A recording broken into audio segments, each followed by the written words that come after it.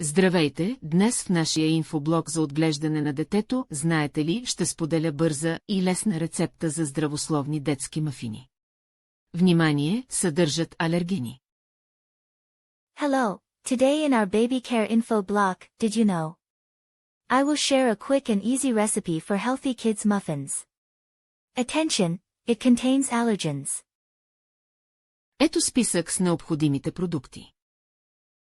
Here is a list of required products.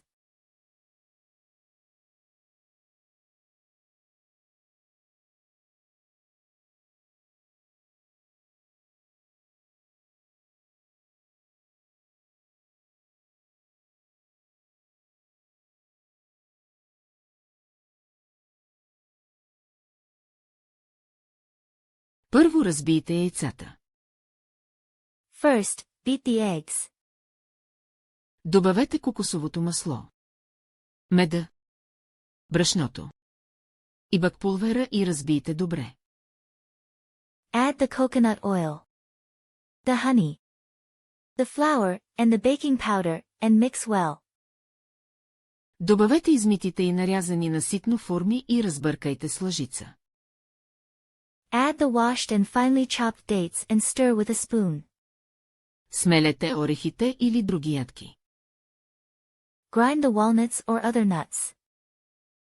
Подредете хартиените форми в тавичка за мафини, 6 или 7 броя. Arrange the paper forms in a muffin tray, 6 or 7. Намажете с капка олио всяка формичка. Grease each mold with a drop of oil. Разпределете сместа във формите. Ако парчетата форми са останали на дъното на купата, ги разпределете с лъжица във всяка форма.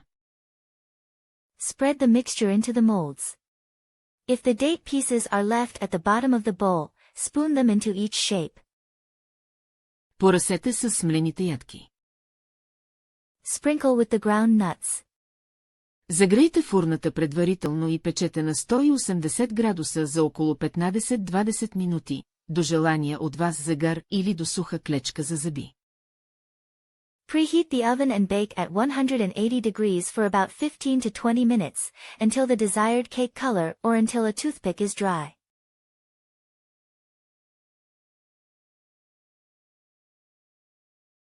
Тъй като мафините не са твърде сладки, можете да сервирате на детето с мед или пресен плод.